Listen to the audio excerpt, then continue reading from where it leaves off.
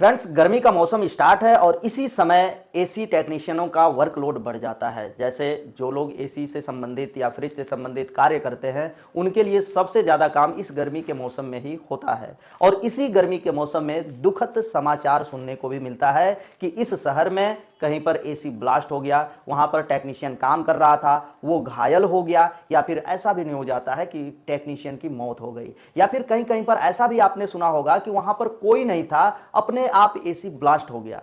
ऐसा क्यों?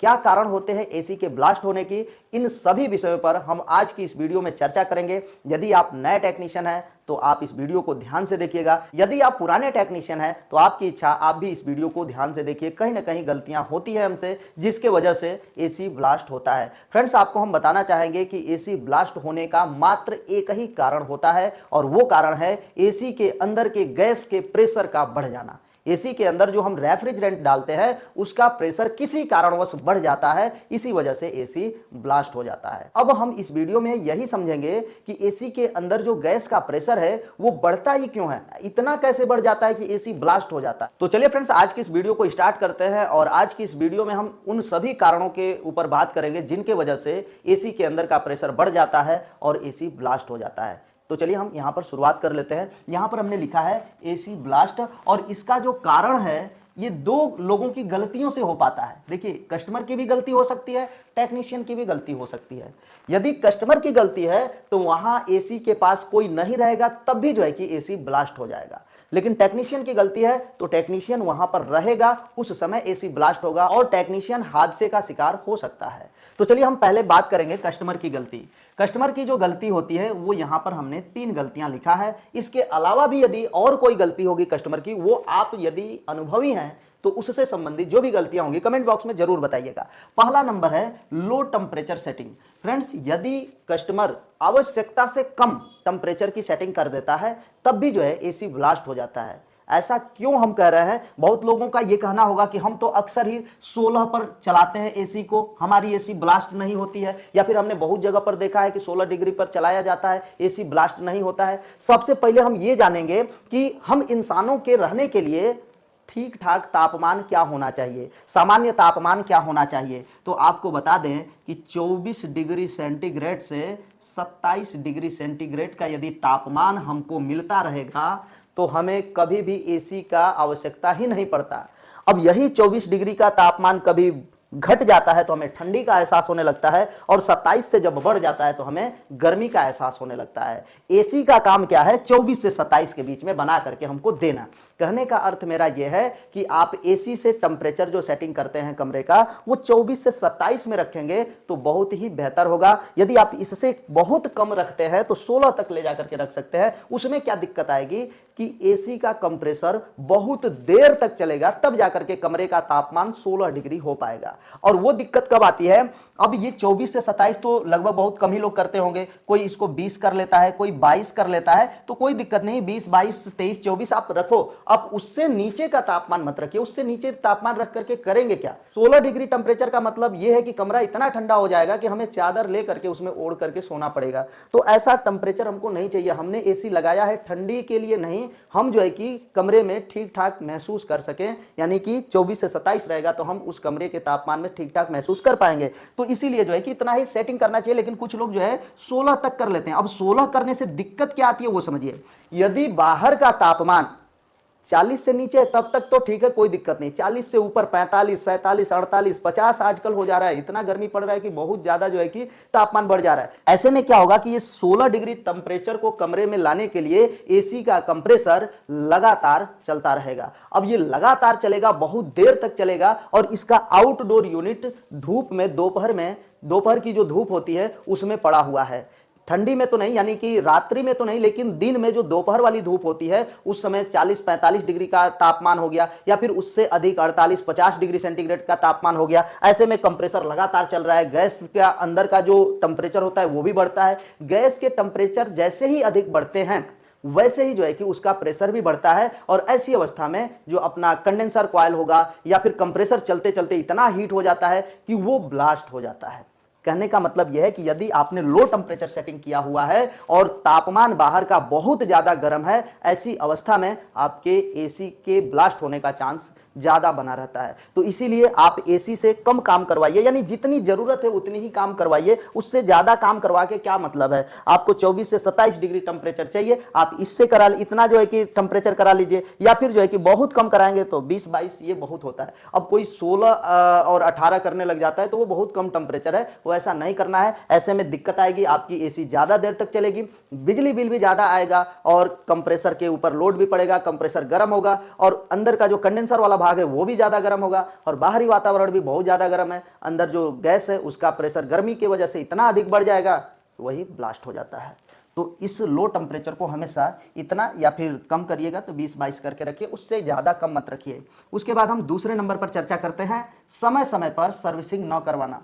बहुत से कस्टमर ऐसे हैं कि समय समय पर सर्विसिंग नहीं करवाते हैं। इससे क्या दिक्कत आती है कि जो कंडेंसर कॉइल है जो बाहर की तरफ लगा हुआ है उसमें धूल मिट्टी इतना जम गया कि उसकी गर्मी बाहर नहीं निकल पा रही है। जो पंखा चल रहा है हवा टकरा करके वापस एसी में मतलब आउटडोर के अंदर ही रुक जा रहा है, जिससे कि आउटडोर यूनिट के अंदर गर्मी बहुत ज्यादा बढ़ती है। इससे होता क्या है कि बहुत ज्यादा गर्म होगा। ऐसी अवस्था में भी एसी के ब्लास्ट होने का चांस बना रहता है। जब तापमान बाहर का 40, 45 या 50 के आसपास रहे तब ऐसा जो है कि हो सकता है। तीसरा नंबर, आउटडोर यूनिट को गलत स्थान पर लगवाना। ये कस्टमर की गलती है। बहुत जगहों पर क्या होता है कि कस्टमर जो है आउटडोर यूनिट को गलत जगह पर लगवा देते हैं। पाइप की बचत करने के चक्कर में गलत जगह पर आउटडोर लग जाता है। गलत जगह क्या है? तो आप आउटडोर यूनिट को ऐसे जगह पर बिल्कुल ना लगाएं जहां पर दोपहर की सीधी धूप आपके आउटडोर यूनिट पर पड़ रही हो। यदि ऐसा लगाना जरूरी है आपको तो उसके ऊपर कोई ऐसा व्यवस्था बनाइए जिससे दोपहर की धूप से अपने आउटडोर यूनिट को बचाया जा सके। यदि आप ऐसा कर पाएंगे तो आपकी एसी सुरक्षित रहेगी। फ्रेंड्स, ये तो हो गई अपनी कस्टमर की गलती। अब हम चलते हैं टेक्नीशियन की गलती की तरफ। टेक्नीशियन क्या गलती करते हैं जिसकी वजह से एसी में ब्लास्ट हो जाता है? तो यहां पर हमने पहला पॉइंट लिखा है, सही वैक्यूम का न होना। फ्रेंड्स, टेक्नीशियन की गलती उस वक्त होती है जब उस एसी में गैस चार्जिंग का कार्य टेक्नीशियन कर रहा है। गैस चार्जिंग करते समय ही जो है कि ये गलतियां होती हैं। यदि सही से वैक्यूम नहीं हो पाता है तो इसका ब्लास्ट होने से क्या रीजन है, ये समझने का प्रयास करेंगे हम लोग। फ्रेंड्स, आप यहां पर थोड़ा सा इस चित्र को ध्यान से देखिए। एक ये एसी या फिर रेफ्रिजरेशन सिस्टम का ये पूरा चित्र है। यहां पर कंप्रेसर है, ये कंडेंसर, ये कैपिलरी, ये एवापोरेटर। इस साइकिल को, यदि आप एसी टेक्नीशियन हैं तो ये साइकिल आपको पूरी तरह से याद होना चाहिए। कहने का मतलब किधर से गैस कहां से जाती है, किधर हाई प्रेशर में होती है, किधर लो प्रेशर में होती है, ये पूरी साइकिल आपको पता होनी चाहिए। तब जाकर के आप इस बात को समझ पाएंगे। सही वैक्यूम न होने का मतलब यह है कि उस एसी के भीतर नमी छूट जाती है, नमी रह जाती है और उसी में हम गैस चार्ज कर देते हैं। अब जब एसी के सिस्टम के अंदर नमी रहेगा और आप उसमें गैस चार्ज कर देंगे तो क्या होगा कि कुछ देर तक वो ठीक ठाक इसमें चलता रहेगा, यानी कि इसमें जो है कि रेफ्रिजरेंट ऐसे घूमता रहेगा। लेकिन जिस स्थान से कूलिंग स्टार्ट होता है, कौन से स्थान से कूलिंग स्टार्ट होगा? तो ये जो कैपिलरी है, कैपिलरी का जो आउटलेट वाला जगह है, ये वाला जगह, यानी गैस ऐसे चल रही है तो ये कैपिलरी का जो आउटलेट वाला जगह है, यहां से ही कूलिंग स्टार्ट होता है। रेफ्रिजरेंट ठंडा होता है, वो आगे की तरफ निकल जाता है, उसमें किसी भी तरह का कोई दिक्कत नहीं आती है। लेकिन जो नमी है वो जब ठंडा होता है तो पानी के रूप में बदल जाता है, पानी के बूंदों के रूप में बदल जाता है और अधिक ठंडा होगा पानी तो वो जो है बर्फ बन जाता है और ये जगह जो है पूरी तरह से बर्फ से जाम हो जाती है। जब ये बर्फ से जाम हो जाएगा तो इसमें जो रेफ्रिजरेंट इधर के तरफ जा रहा था, अब वो आगे रेफ्रिजरेंट नहीं बढ़ेगा, लेकिन इसमें का जो रेफ्रिजरेंट होगा उसको ये खींच करके आउटडोर यूनिट और कैपिलरी की तरफ प्रेशराइज करेगा, यानी हाई प्रेशर में गैस को आगे की तरफ भेजता रहेगा। और यदि उस समय गर्मी बहुत ज्यादा है, तापमान, बाहरी तापमान बहुत ज्यादा है, तो इस अवस्था में भी एसी ब्लास्ट होने के चांस बने रहते हैं। यही कारण है कि आप जब भी गैस चार्जिंग का कार्य करें वैक्यूम सही से कर लें। ये एसी के लिए ही नहीं बल्कि आप fridge, deep freezer, water cooler, ये सब जो भी रेफ्रिजरेशन सिस्टम है जिसके अंदर आप गैस चार्ज करते हैं तो गैस चार्ज करने से पहले वैक्यूम सही से जरूर कर लीजिए, अन्यथा यहां पर ही चोकिंग होता है नमी की वजह से और ये चोकिंग होगा तो कंडेंसर साइड में जाकर के पूरी गैस जाम हो जाती है, यानी कि उधर ही रुक जाती है और प्रेशराइज होती है और कंप्रेसर बार बार उसके ऊपर दबाव बनाता रहता है। और ऐसे में यदि बाहर का तापमान बहुत ज्यादा है, गर्म है, तो यहां पर भी ये एसी के ब्लास्ट होने का चांस बना रहता है। उसके बाद 2 नंबर पर बात करते हैं मॉइस्चर चोक या फिल्टर चोक का होना। फ्रेंड्स, आपको हम बता दें कि जो सही से वैक्यूम नहीं करेंगे तो ये मॉइस्चर चोक होगा और यही जो चोक हुआ था बर्फ के मतलब पहले नमी, पानी बना, पानी जो है कि फिर बर्फ बन गया, तो इसी चोक को हम कहते हैं मॉइस्चर चोक। अब इसके बाद या फिल्टर चोक का होना, यहां पर फ्रेंड्स आपको बता दें कि एक फिल्टर लगता है कंडेंसर के आउटलेट साइड पर, एक फिल्टर या उसी को ड्रायर कहते हैं। इसमें यदि कोई गंदगी भर जाती है तो ये भी रास्ता क्या कर लेता है, जाम कर देता है। अब यहां पर रास्ता जाम हुआ तो इधर से रेफ्रिजरेंट खींच करके वही बात हुई कि कंडेंसर में आकर के फिर से फंसेगा, और ऐसी अवस्था में फिर यदि बाहर का तापमान बहुत ज्यादा गर्म है तो यहां पर कंडेंसर जो है कि ब्लास्ट कर सकता है। उसके बाद जो है कि तीसरा नंबर, कंप्रेसर के डिस्चार्ज लाइन का बंद होना।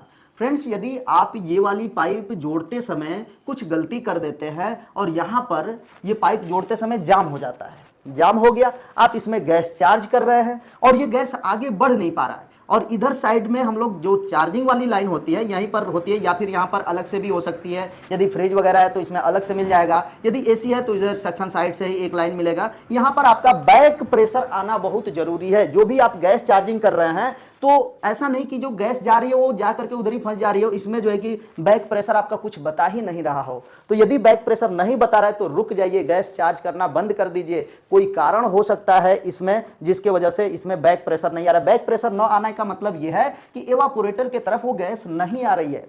अब इसके कारण क्या है, अब यहां पर भी गलती हो जाती है, कंप्रेसर के डिस्चार्ज लाइन का बंद होना। यानी कि यहां पर ज्वाइंट करते समय यदि इस कंप्रेसर का जो डिस्चार्ज लाइन है उसमें कुछ घुस गया, यानी कि जो हम ब्रेजिंग रॉड जो है कि पिघलाते हैं, यदि उसमें घुस गया और वो जो है कि जाम हो गया, तो ऐसी अवस्था में भी गैस चार्जिंग करते समय अपना कंप्रेसर ब्लास्ट कर सकता है।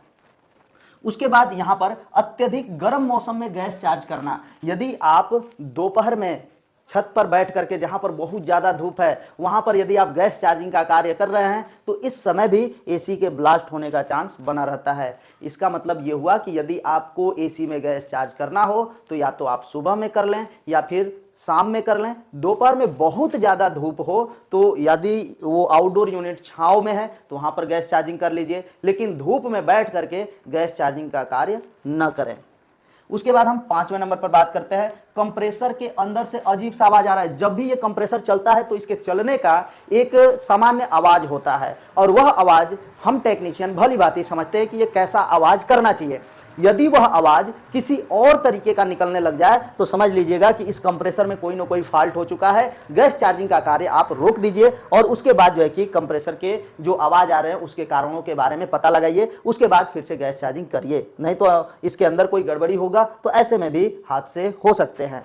उसके बाद यहां पर बिना वाल्व खोले आउटडोर कंप्रेसर को ऑन कर देना। यदि स्प्लिट एसी है तो आउटडोर यूनिट को जब भी आप ऑन करें तो ऑन करने से पहले यह सुनिश्चित कर लें जो उसका इनलेट और आउटलेट वाल्व होता है वो खुले हों। यदि वो नहीं खुले होंगे और कंप्रेसर को आप ऑन करेंगे तो हो सकता है कि उसमें पहले से गैस मौजूद हो या फिर किसी ने नाइट्रोजन का प्रेशर डाल करके लीकेज चेकिंग के लिए छोड़ रखा हो। तो ऐसी अवस्था में जब कंप्रेसर चलेगा तो उस गैस को प्रेशराइज करेगा और ऐसे में भी एसी ब्लास्ट हो सकता है। तो इस चीज को भी विशेष ध्यान दीजिएगा, बिना वाल्व खोले आउटडोर कंप्रेसर को ऑन बिल्कुल भी नहीं करना है। कभी भी आउटडोर कंप्रेसर को ऑन करें तो उसमें देख लें कि इनलेट और आउटलेट वाल्व दोनों ही खुले हैं या फिर नहीं खुले हों। उसके बाद जो है कि टेक्नीशियन का ओवर कॉन्फिडेंस। कभी कभी क्या होता है, इसके लिए हम क्षमा चाहेंगे, कुछ टेक्नीशियनों को यदि बुरा लगेगा तो इसके लिए हम क्षमा चाहेंगे, माफ कीजिएगा, क्योंकि कुछ लोग ऐसे हैं, सभी को तो नहीं लेकिन कुछ लोग ऐसे हैं कि वो कहेंगे कि हम 5 साल 10 साल या 20 साल से हम ये काम करते आए हैं, इसी तरीके से करते थे तो अब तक कोई घटना नहीं हुई, आगे कैसे हो जाएगी। फ्रेंड्स, आपको बता दें कि हर साल कुछ ना कुछ तापमान की बढ़ोतरी हो रही है, तापमान बढ़ रहा है, हर साल कुछ ना कुछ बढ़ रहा है। तो ऐसे में पहले का समय था इतना गर्म नहीं हुआ करता था, अब जब गर्मी बहुत ज्यादा हो रही है तो गैस के अंदर का जो प्रेशर है वो भी बहुत ज्यादा हो जाता है, ऐसे में ही एसी ब्लास्ट हो जाते हैं। और पहले के समय में क्या था, R22 रेफ्रिजरेंट आता था जो कि नॉर्मल प्रेशर पर था। आधुनिक समय में जितनी भी एसियां बनाई जा रही हैं उन सभी में R32 या फिर R410A रेफ्रिजरेंट डाला जा रहा है जो कि हाई प्रेशर वाला रेफ्रिजरेंट होता है। तो इन सभी के साथ काम करते वक्त आपने पीछे कितना अनुभव से काम किया है वो कोई मायने नहीं रखता है। यदि आप R22 के जैसे ही R32 के साथ ट्रेड करेंगे तो वो जो है कि आपके साथ हादसा बन सकता है, हादसा का कारण बन सकता है। तो फ्रेंड्स, इन्हीं सब बातों का विशेष ध्यान रखिएगा। और उसके बाद जब भी हम गैस रीस्टोर करते हैं तो गैस रीस्टोर करते समय भी विशेष ध्यान रखना चाहिए, बिना गेज वाल्व लगाए आप गैस को रीस्टोर न करें। पहले R22 हुआ करता था जिसको हम बिना गेज का भी स्टोर कर लेते थे, उसमें किसी भी तरह का कोई दिक्कत नहीं आता था। लेकिन R32 जो रेफ्रिजरेंट है, हाई प्रेशर रेफ्रिजरेंट है, बार बार हम समझा रहे हैं आप लोगों को, हाई प्रेशर रेफ्रिजरेंट है, इस पर विशेष आपको ध्यान देना चाहिए। अन्यथा जैसे आप R22 के साथ काम करते थे, R32 के साथ भी वैसा ही काम करेंगे तो हादसे के शिकार आप भी हो सकते हैं। फ्रेंड्स, हमने इस वीडियो में जितने भी पॉइंट बताए ये कारण थे जिसकी वजह से हमारी एसी ब्लास्ट हो जाती है। इन्हीं सब गलतियों को हमें फील्ड में नहीं करना है। यदि आप ये गलतियां करेंगे हादसे के शिकार होंगे। तो इसी सब बातों का ध्यान रखते हुए आपको फील्ड में अपना काम जारी रखना है। ऐसा नहीं कि ये वीडियो हमने बनाया तो आपको डराने के लिए या फिर किसी को डराने के लिए बनाया है, आपको सचेत करने के लिए, ताकि आप फील्ड में सुरक्षित तरीके से कार्य को कर सके। फ्रेंड्स, हम चाहेंगे कि जो सीनियर टेक्नीशियन हैं, यदि उनके हिसाब से कोई और कारण हो सकते हैं तो उसका भी आप जिक्र जरूर हमारे कमेंट बॉक्स में कीजिएगा। और वीडियो पसंद आई है तो वीडियो को लाइक कर दीजिएगा। चैनल पर नए हैं तो चैनल को सब्सक्राइब करके बेल आइकन को प्रेस कर लीजिएगा। चलिए फ्रेंड्स, आज के लिए बस इतना ही। मिलते हैं नेक्स्ट वीडियो में नेक्स्ट टॉपिक के साथ। तब तक के लिए जय हिंद, वंदे मातरम।